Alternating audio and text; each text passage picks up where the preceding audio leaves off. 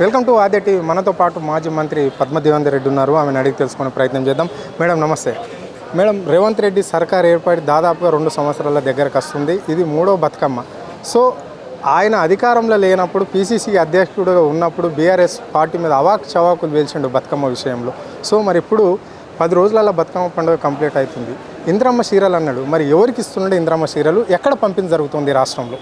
ఇప్పటివరకైతే ఇక్కడ కూడా పంపిణీ జరిగిన దాఖలాలు లేవు. పంపిణీ చేస్తామని అయితే ఊరిలో ఇస్తున్నాడు, ఊరిలు పెట్టిస్తున్నాడు. కానీ నిజంగా చెప్పాలంటే అన్ని అబద్ధాల్లో ఇది కూడా ఒక అబద్ధంగా మారుతుంది తప్ప ఎక్కడ కూడా మరి ఇటువంటి అబద్ధాల కోరైతే లేరు నిజంగా కూడా. అయితే బతుకమ్మ చీరల మీద గతంలో గౌరవ కేసీఆర్ గారు ఇచ్చినప్పుడు చాలా ఇబ్బందికరమైన మాటలు మాట్లాడిండు.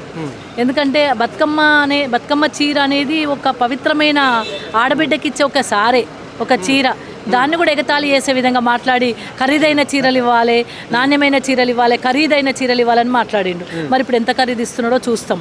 పోయిన సంవత్సరం ఈ సంవత్సరం కలిపి నాలుగు చీరలు కావాలి. పండక్కి రెండు పండుగలు 4 చీరలు ఇవ్వాలని డిమాండ్ చేస్తూ ఉన్నాం. నాణ్యమైన చీరలు ఇవ్వాలి, పట్టు చీరలు ఇవ్వాలి. ఇక పట్టు చీరలే ఇవ్వాలి. ఎందుకంటే ఒక బతుకమ్మ అనే దానికి అర్థం తెలిస్తే ప్రతి పేదవాళ్ళు పండుగ చేసుకోవాలి, బతుకమ్మ పండుగ చేసుకోవాలని చెప్పి చీర 1 కోటి మంది అక్క చెల్లెలకు ఇచ్చినాం. 1 కోటి మంది అక్క చెల్లెలను అక్క చెల్లెలుగా భావించిండు కేసీఆర్ గారు, బిడ్డలుగా భావించిండు వాళ్ళను. కాబట్టి ఒక పవిత్రమైన సారీ లెక్క, చీర లెక్క పండగకి ఒక చీర ఇచ్చిండు, దాన్ని ఎగతాళి చేసిండు.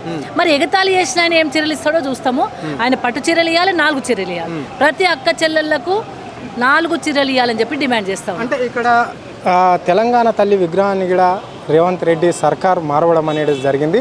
అందులో బతుకమ్మ అనేది మహిళల అస్తిత్వము అని చెప్పేసి బీఆర్ఎస్ ప్రభుత్వం దాన్ని రూపు చేసి ఉద్యమం నుంచి తయారు చేసిన ఈ తెలంగాణ తల్లి విగ్రహంలో బతుకమ్మ తీసేసాడు. దాని మీద మీ స్పందన ఏంటి? దాన్ని ఎట్లా చూడాలి? మరి బతుకమ్మ యొక్క పవిత్రత, బతుకమ్మ యొక్క ఉద్యమ రూపం తెలిస్తే ఆయన పనిచేయడు. కేసీఆర్ ఆనవాళ్ళు లేకుండా చేస్తామని చెప్పి బతుకమ్మ చేతులు పట్టుకున్న తెలంగాణ తల్లిని మార్చి చేయి గుర్తు పెట్టుకున్నాడు.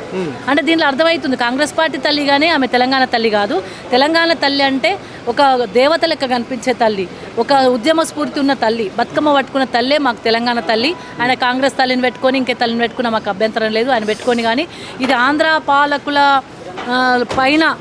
పాలకుల నడిపించిన గీతను ఈయన అదే విధానం పోని తెలుగు తల్లి లెక్క ఆయన పెట్టాలని చూస్తున్నాడు. కానీ తెలంగాణ తల్లి అంటే బతుకమ్మ పట్టుకున్న ఆమెనే తెలంగాణ తల్లి. బతుకమ్మ యొక్క విశిష్టత తెలియదు, బతుకమ్మ యొక్క పవిత్రత తెలియదు, బతుకమ్మ ఆడబిడ్డల యొక్క బతుకమ్మ పండుగ యొక్క సంస్కృతి తెలియదు. పూలను పూజించే సంస్కృతి తెలంగాణ సంస్కృతి. దాన్ని కాపాడాలంటే బతుకమ్మని కాపాడాలంటే తెలంగాణ తల్లి చేతిలో బతుకమ్మ ఉండాలి. అంటే కేసీఆర్ బతుకమ్మ కనబడంగానే ఆయన కేసీఆర్ కనబడుతున్నాడు. దాంతోనే ఏదో ఒకటి మాట్లాడాలి కాబట్టి, ఏదో ఒకటి చేయాలి కాబట్టి తెలంగాణ తల్లిని కూడా చేంజ్ చేసి చేయి గుర్తు పెట్టిన తల్లిని తెచ్చుకున్నారు. Okay, right. మీ చిన్నప్పుడు బతుకమ్మ పాటలు ఏ విధంగా ఉండే, ఎట్లా ఉంటుండే? ఒక్క పాట పాడండి. బతుకమ్మ పాటలు అయితే చాలా వాడుకునే వాళ్ళము. రకరకాల ఒక్కొక్క పాటలు అయితే 3 days 4 days కూడా వాడుకునే వాళ్ళము. కాబట్టి చాలా పాటలు ఉన్నాయి. చిన్న పాటలు అంటే అన్ని చిన్నవి ఉంటాయి, చాలా పెద్దగా ఉంటాయి అన్ని పాటలు కూడా. సంధ్యలక్ష్మి వచ్చే వియాలో, చంద్రబింబం వలికే వియాలో, ఆమాలు మీదనే వియాలో, అమరచిలకలు వలికే వియాలో, ఆమాలు కిందనే వియాలో, కుంకుమ రోలు వియాలో, కుంకుమ రోలుకు వియాలో, కుసుమవే కుందెన్లు వియాలో. ఈ విధంగా ఆ పాట చాలా దూరం వెళ్ళిపోతారట. ఎవరు దంచుతారు, ఎవరు పాడతారు, ఆ పాటలకు ఏ విధంగా సౌండ్ వస్తుంది, అట్లాంటివన్నీ కూడా పాటల రూపంలో శ్రామికులు పాడుకునే పాటలు. ఈ రోజు మీరు బతుకమ్మ బీఆర్ఎస్ మహిళా విభాగం నుంచి బతుకమ్మ పాటలు ఇక్కడ లాంచ్ చేయడం అనేది జరిగింది. 3 పాటలు అని చెప్తున్నారు. మరి ఆ 3 పాటలు ఎలాంటి, అంటే మీరు వాడుకున్న పాటల్లాగానే ఉన్నాయా, దేవుళ్ళ మీద ఉన్నాయా, లేకుంటే పల్లెటూర్లలో పడుతున్న మహిళల అవస్థలా, లేకుంటే గవర్నమెంట్ చేస్తున్న అరాచకాల మీద మీరు ఈ పాటలు? అప్పుడున్న పాటలేమో తమ శ్రమను గుర్తు రాకుండా చేయడం కోసం మహిళలు సృష్టించుకున్న పాటలు అవన్నీ కూడా. ఏ శ్రమ అయితే చేస్తారో ఆ శ్రమ తనకు తెలియకుండా.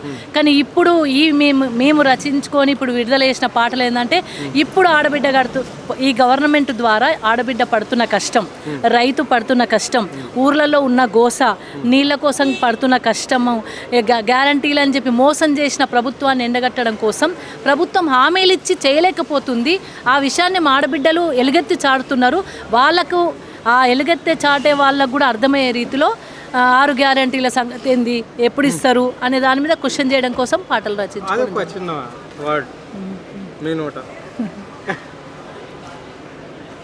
ఇప్పుడే రిలీజ్ చేసుకున్నాము 6 గ్యారంటీలు వియ్యాలో ఆగమై పాయ వియ్యాలో అన్ని హామీలు ఇచ్చిండ్రు వియ్యాలో తుంగలో తొక్కిండ్రు వియ్యాలో గద్దెనెక్కినాక వియ్యాలో ఆగము చేసిండ్రు వియ్యాలో అనే దాని మీద మా మహిళలకు అందరికీ అవగతమయ్యే విధంగా ఈ పాటలు ఉయ్యాల రూపంలో అయితే అర్థమైతే ఏదైనా కానీ గాన రూపంలో అయితే మహిళలకు కూడా అర్థమవుతున్నది వాళ్ళకు కూడా వాళ్ళు కూడా ఈ పాటలను ఆస్వాదించే స్టేజ్లో ఉన్నారు కాబట్టి వాళ్ళ కోసం ఈ పాటలు రచించారు. స్థానిక సంస్థల ఎన్నికలు ఈ కాంగ్రెస్ పార్టీ ఎందుకు పెట్టలేకపోతుంది? 2 సంవత్సరాలు అవుతున్నది. మరి ఎందుకు ఆ ఎంటకు జరిగే పరిస్థితి కనిపిస్తుంది? స్థానిక సంస్థల ఎన్నికలు పెడితే ఏ పార్టీ మధ్యలో పోటీ ఉంటుంది?